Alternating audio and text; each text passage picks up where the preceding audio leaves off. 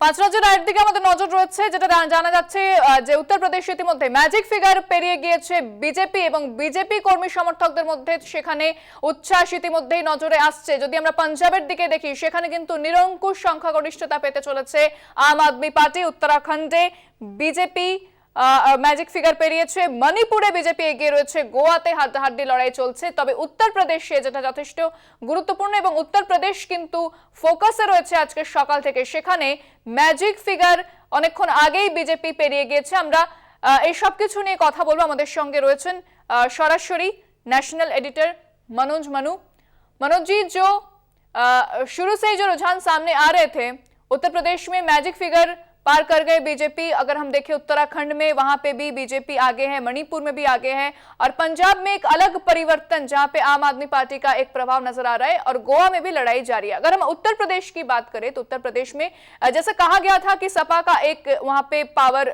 बढ़ा है, बीजेपी के खिलाफ एक तबका जाग गया है, वहां पे नाराजगी भी सामने आई है, लेकिन अभी जो दिख रही है काफी लीड ले चुकी है बीजेपी।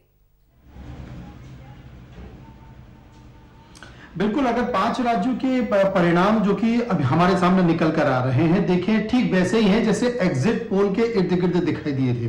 हालांकि उत्तर प्रदेश में अगर देखा जाए तो अखिलेश यादव ने यहां पर गेन करने की कोशिश की है। अखिलेश यादव ने पाने की कोशिश जरूर की है, लेकिन वो इतना नहीं पा पाए कि ये कह सके कि उन्हें बहुमत मिल पाएगा। यहां पर योगी आदित्यनाथ ने अपनी स्थिति को बरकरार रखा है, और जो शुरुआती परिणाम इस वक्त हमारे सामने आ रहे हैं, जो रुझान हमारे सामने आ रहे हैं, जो परिणाम में तब्दील होंगे, उसके अनुसार यह माना जा रहा है कि बीजेपी करीब 250-260 के आसपास पहुंच जाएगी। लेकिन यह भी बहुत बड़ी बात है, तब जबकि एक एंटी इनकम्बेंसी का माहौल था, वहां पर तमाम लोग ऐसी परिस्थितियों में थे कि विकल्प खोजने की कोशिश कर रहे थे। अब यहां पर आप समझिए कि उत्तर प्रदेश के लोगों को विकल्प नहीं मिल पाया। उसके सामने कांग्रेस थी, उसके सामने सपा थी, उसके सामने बसपा थी, वही पुरानी पार्टियां जो सालों से पीढ़ी दर पीढ़ी यहां पर सत्ता में आती रही हैं, उनके तमाम घोषणा पत्र, उनके मैनिफेस्टो, संकल्प पत्र सामने आते रहे हैं, लेकिन कुछ उन्होंने दिया नहीं, परिवर्तन बहुत ज्यादा नहीं हुआ। और इन्हीं पार्टियों से चुनना था उत्तर प्रदेश की जनता को, तो उन्होंने बेहतर विकल्प के तौर पर योगी आदित्यनाथ को चुना। योगी आदित्यनाथ ने वहां पर लॉ एंड ऑर्डर बेहतर करने की कोशिश की। इसके साथ साथ वहां पर जो उत्तर प्रदेश में कहा जाता था कि बिजली नहीं आ रही हो, बिजली देने की कोशिश की। साथ ही राष्ट्रवाद और हिंदुत्व का तड़का तो स्वाभाविक तौर से भारतीय राजनीति में चल ही रहा है। तो ये तमाम सारी चीजें हैं जिसके कारण आप कह सकते हैं कि उत्तर प्रदेश में योगी आदित्यनाथ आगे जाते दिखाई दे रहे हैं।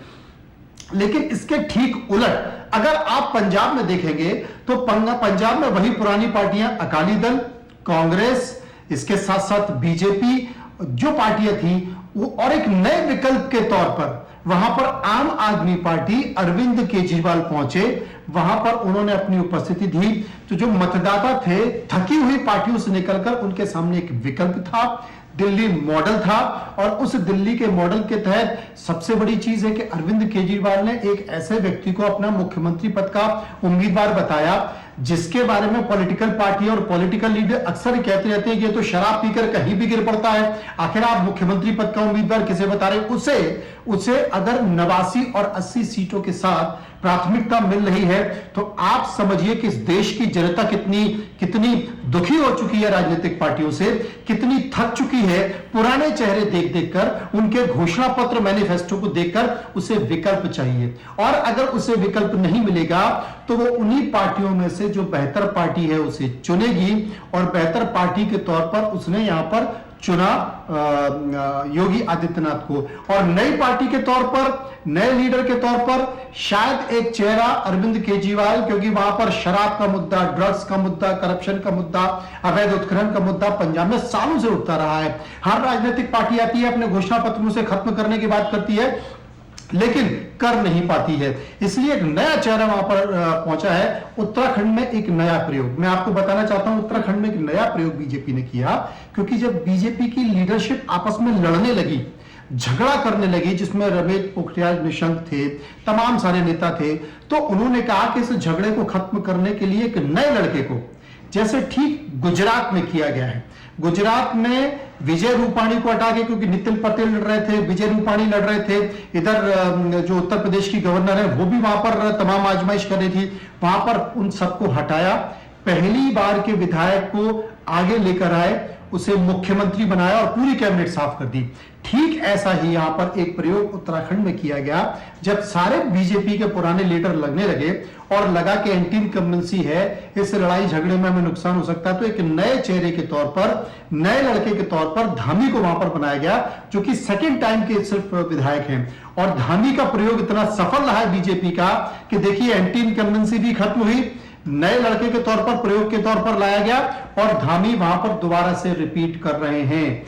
यह बीजेपी का एक प्रयोग है और बीजेपी इसने अपने इस प्रयोग को सबसे पहले परिणाम के तौर पर उत्तराखंड आया, इसके बाद गुजरात का चुनाव है और अब बीजेपी आने वाले समय में अपने आने वाले राज्यों पर, जहां पर बड़े नेताओं में, सीनियर लीडर्स में, पुराने नेताओं में घमासान चल रहा है, वहां पर अपने उन राज्यों से मुख्यमंत्री को हटाकर नए चेहरे को लेकर आएंगे और नए और फ्रेश चेहरे के साथ जाएंगे। क्योंकि बीजेपी के रणनीतिकार मानते हैं कि सालों से जो संसदीय परंपरा चल रही है, सालों से जो चुनाव की परंपरा चल रही है, आपकी राजनीतिक पार्टी एक ही है, आप नया क्या दे रहे हैं? आपका घोषणा पत्र भी अगर उठाकर देखेंगे तो 4 पन्ने आगे और 4 पन्ने पीछे है, लेकिन सब कुछ वही है।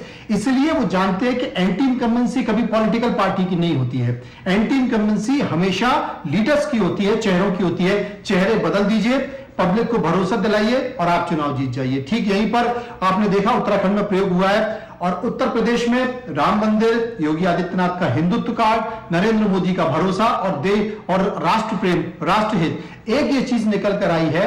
और यहां पर अखिलेश को नुकसान इस बात का दिखाई दे रहा है क्योंकि जिस तरीके से यह कहा जा रहा था कि अखिलेश यादव और मुस्लिमों की पार्टी है और स्वाभाविक तौर पर जो पिछला जो समीकरण रहा है, जो पिछला जो समय रहा है, उसमें जब अखिलेश की सरकार आई है तो यादव और मुस्लिम जो वोटर हैं उनकी पार्टी को वोट दिया और उनका जो कार्य प्रणाली रही है वो ठीक नहीं रही है। इसलिए जो विकल्प लोगों के सामने थे उसी विकल्प में से चुना योगी आदित्यनाथ को चुना गया। लेकिन ऐसा भी देखा गया था उत्तर प्रदेश में जहां कृषि कानून को लेके काफी नाराजगी थी लोगों में, जो जट इलाके हैं वहां पे भी काफी नाराजगी थी, लेकिन सपा को वहां पे लोग मान रहे थे। जब अखिलेश यादव जा रहे थे उनको रिस्पॉन्स भी उतना ही मिल रहा था, तो फिर वहां पे भी दिख रहा है काफी पिछड़ते हुए नजर आ रहे हैं अखिलेश यादव, समाजवादी पार्टी। बिल्कुल आपने ठीक कहा कि ये उम्मीद की जा रही थी कि जो एक जाट लैंड है, जो पश्चिमी उत्तर प्रदेश है, वहां पर चूंकि किसान आंदोलन का बड़ा प्रभाव रहा है, वहां के सबसे बड़े निकले हुए नेता राकेश टिकैत जिन्होंने इस आंदोलन को लीड किया है वो वहां पर मौजूद है, तो शायद एक बेहतर स्थिति होगी। लेकिन यहां पर आप गौर से समझें, यहां पर आपको यह समझना होगा कि उत्तर प्रदेश में ऐसा क्या हुआ कि पश्चिमी उत्तर प्रदेश में भी समाजवादी पार्टी जो कि आरएलडी के साथ, अजीत सिंह के बेटे के साथ गठबंधन किया और जाटों की पार्टी कही जाती है आरएलडी, उतना परफॉर्म नहीं कर पाई समाजवादी के पार्ट। तो इसका मतलब जाट और मुस्लिम और यादव तीनों ने मिलकर भी अखिलेश यादव को वहां पर उपस्थिति नहीं दर्ज कर पाई। उसका कारण क्या है? एक तो जाट वोट बटा, जाट वोट इसलिए बटा क्योंकि आरएलडी के बारे में ये कहा जा रहा है कि उसने सबसे ज्यादा जो टिकट लिए अखिलेश यादव से उन टिकटों को बेचा है और ज्यादातर टिकट वहां पर उन्होंने मुस्लिम्स को दे दिए। जब मुस्लिम को दिए तो आपको याद होगा कि उसी दौरान बीजेपी ध्रुवीकरण में लग गई थी और बीजेपी के तमाम लीडर ये कहते नजर आए कि साहब देखिए ये मुस्लिमों को वोट दे रहे हैं, यहाँ पर ध्रुवीकरण करने की कोशिश कर रहे हैं, तुष्टीकरण करने की कोशिश कर रहे हैं। और आपको याद होगा कि इस पूरे घटनाक्रम के दौरान मुजफ्फरनगर की घटना को लेकर भी तमाम बीजेपी के नेता बयानबाजी दे रहे थे क्योंकि वहां पर हिंदू मुस्लिम हुआ था। अब कैराना में आप देखिए नावेद हुसैन जो है वो आगे चल रहे हैं, जिसका विरोध पूरी बीजेपी कर रही थी वो आगे चल रहे हैं और कैराना में ही वहां से सबसे पहले दंगा हुआ था जिसका परिणाम पूरे उत्तर प्रदेश में गया। तो बीजेपी यहां पर एक तो हिंदू मुस्लिम कम करने की कोशिश कर रही थी, दूसरा वो अपने एजेंडे पर ज्यादा चल रही थी। और सबसे बड़ी बात है कि आरएलडी ने जो मुस्लिमों को टिकट दिया, बीजेपी ने उसको करने की कोशिश की, जनता को बताने की कोशिश की और इस बात से जाट नाराज हुए। दूसरी बात जो सबसे बड़ी मैं आपको बताने जा रहा हूं कि उत्तर प्रदेश में ऐसा क्या है कि शुरुआत में यह लग रहा था कि अखिलेश यादव बहुत आगे जा रहे हैं, यूथ और महिलाएं अगर आप कहीं भी उत्तर प्रदेश में बात करें तो महिलाएं चाहे वो किसी भी पॉलिटिकल पार्टी की हो, वो बीजेपी के समर्थन में दिखाई दे रही हैं, क्योंकि महिलाओं के ऊपर जिस तरीके से बदतमीजियां की जाती थी वो इस दौरान कम हुई। No doubt law and order Yogi Adityanath ने बहुत मजबूत करने की कोशिश किया भी। बिजली उत्तर प्रदेश में आई और महिलाएं वो बीजेपी के समर्थन में दिखाई दी, वो योगी आदित्यनाथ के समर्थन में दिखाई दी, वो नरेंद्र मोदी के समर्थन में दिखाई दी। कोरोना काल का जो राशन अभी तक दिया जाता रहा है वो अब भी दिया जाता है। अब देखना होगा कि वो बंद सरकार करती है नहीं करती है। सरकार आने वाले समय में पेट्रोल भी बढ़ा देगी क्योंकि परिस्थितियां ऐसी हैं। तो बाद में भले ही जनता गाली दे, लेकिन बीजेपी चुनाव के दौरान कम से कम ये संकेत देने की कोशिश करती है कि हम ही सबसे बेहतर पार्टी हैं, आपके सामने ये विकल्प हैं, इन विकल्प की आप सरकार चुनकर लाते हैं तो आप परेशान होंगे, तय आप कर लीजिए। ये भरोसा दिलाने की कोशिश करती है। वो सामने इनका पिछला रिकॉर्ड देखती है। बीएसपी देखिए, इतनी बड़ी राजनीतिक पार्टी थी, बीएसपी का सुपड़ा साफ हो गया।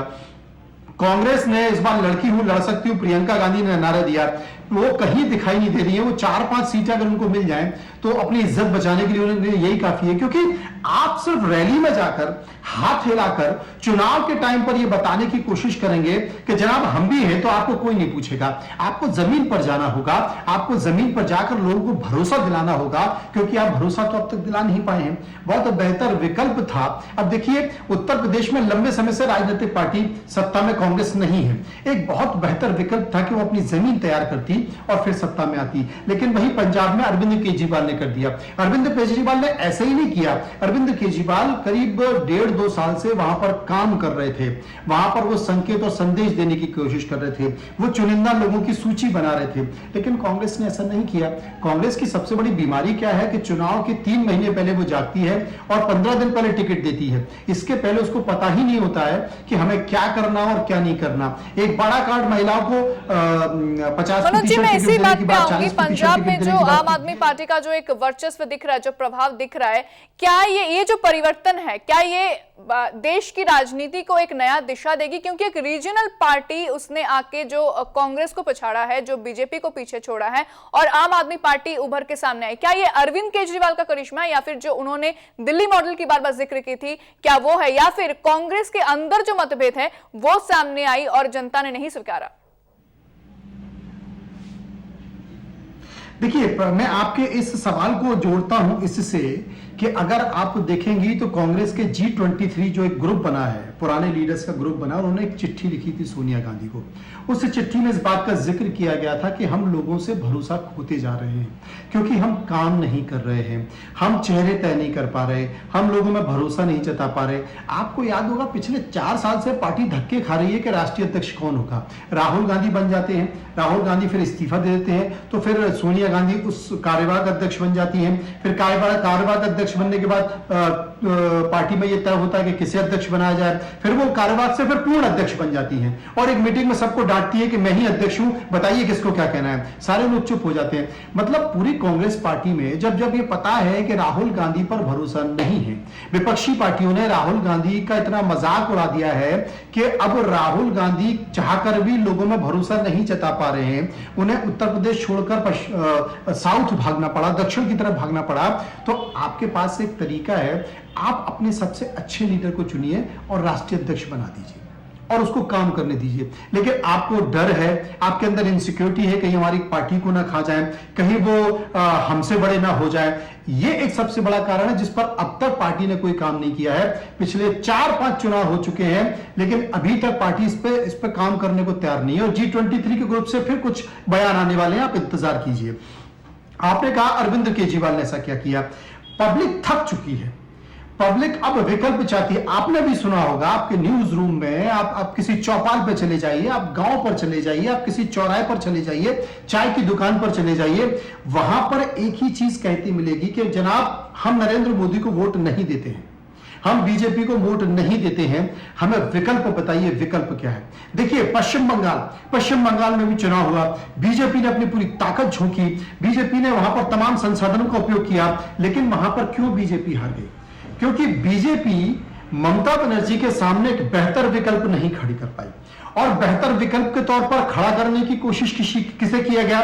ममता बनर्जी के लोगों को ही तोड़ा गया और उन्हीं को खड़ा करने की कोशिश किया गया। वो कौन लोग थे जो पहले से करप्शन के तमाम मामलों में डूबे हुए थे?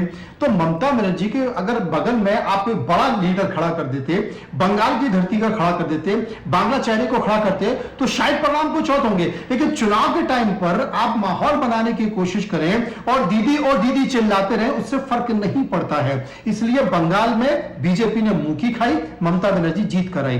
लेकिन अब पंजाब में देखिए इतना बेहतर विकल्प चुनकर आया।